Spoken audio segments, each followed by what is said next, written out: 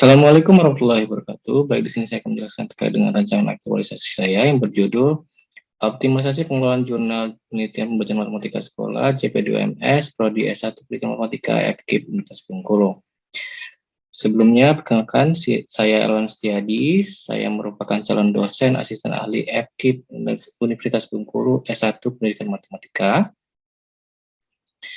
Baik, di sini saya akan menjelaskan terkait dengan latar belakang terlebih dahulu, yaitu di mana JP2MS atau jurnal JP2MS ini sudah masuk ke tahun ke-6, yaitu dari tahun 2017 hingga tahun 2022, namun masih belum terakreditasi. Kemudian, belum lengkapnya terbitan isu untuk volume masing-masing, yaitu di tahun 2001 dan 2022 ada 3 volume yang belum diterbitkan, sehingga ini menjadi latar belakangnya.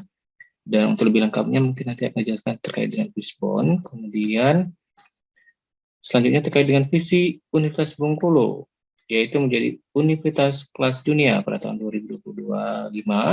Kemudian misi Universitas Bengkulu yaitu mengembangkan pendidikan dan penelitian berkelas dunia, menghasilkan karya berstatus hak atas kekayaan intelektual atau HKI, melaksanakan pengabdian sesuai dengan kebutuhan masyarakat lokal, nasional, dan internasional. Yang keempat, mengembangkan sistem tata kelola universitas yang baik dan bersih. Kemudian terkait dengan nilai-nilai organisasi Universitas Bengkulu yaitu profesionalitas, objektivitas, transparansi, akuntabilitas, adil dan merata, taat azas, amanah, dan handal budaya mutu, budaya, dan kearifan lokal.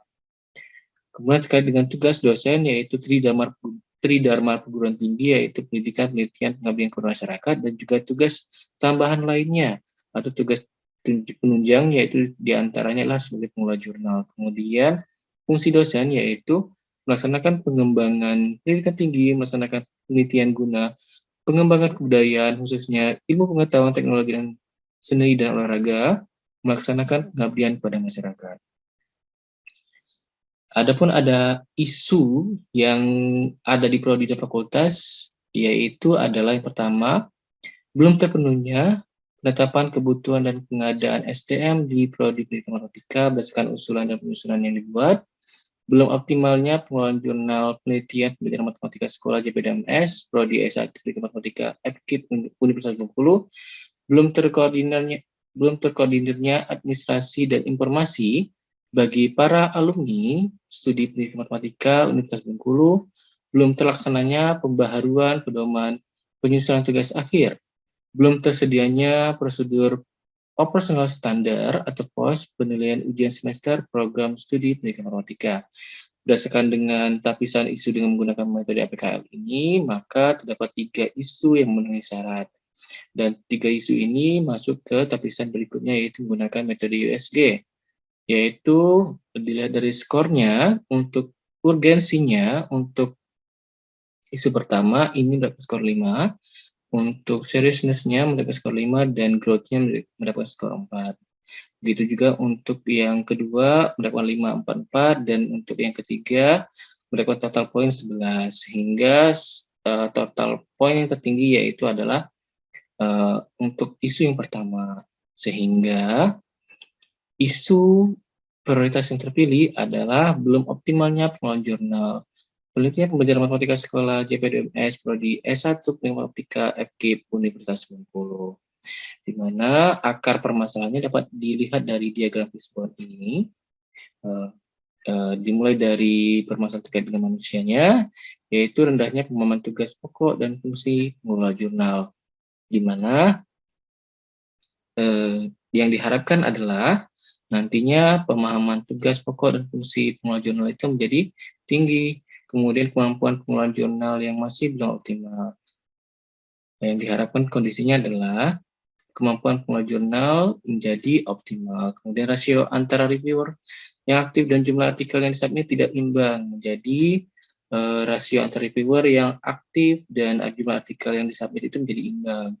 Kemudian environment, terkait dengan environment yaitu penulis dari luar Universitas Bengkulu masih kurang tertarik dengan JP2MS. Yang diharapkan adalah penulis dari luar Universitas Bengkulu menjadi tertarik dengan jurnal JP2MS. Kemudian motivasi mengembangkan jurnal JP2MS masih rendah. Yang diharapkan adalah kondisinya motivasi pengembangan jurnal JP2MS menjadi tinggi. Kemudian terkait dengan material, beberapa konten volume jurnal JPDMS yang masih kosong. Yang diharapkan adalah semua jurnal atau semua volume jurnal JPDMS ini menjadi terisi dan terbit. Kemudian belum update-nya Open Journal System atau JS pada jurnal JPDMS. Yang diharapkan adalah OJS segera update, di mana kondisi sekarang OJS 2 yang diharapkan adalah update ke OJS 3 dan sekarang sedang proses. Kemudian ini terkait dengan mesin, yang kemudian terkait dengan metode, pelatihan sosialisasi belum optimal, kemudian pengelolaan jurnal tidak maksimal.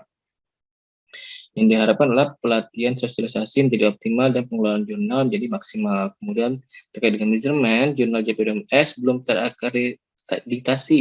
Yang diharapkan adalah jurnal JPDMS menjadi terakreditasi. Kemudian terkait dengan kontinuitas penerbitan jurnal JPDMS masih belum konsisten. Yang diharapkan adalah kontinuitas penerbitan jurnal JPDMS ini menjadi konsisten. Ini sudah saya jelaskan sebelumnya. Kemudian terkait dengan rancangan kegiatan yang akan dilaksanakan adalah yang pertama konsultasi dengan mentor terkait dengan rancangan aktualisasi. Kemudian yang kedua pertemuan dengan tim pengelola jurnal JPDMS untuk mengetahui progres penerbitan, kendala dan langkah-langkah yang dilakukan. Selanjutnya pelatihan pengelola jurnal untuk tim editorial, pengelola mendatangkan tim ahli pengelola jurnal, FPPM, pelatih narasumber pelatihan.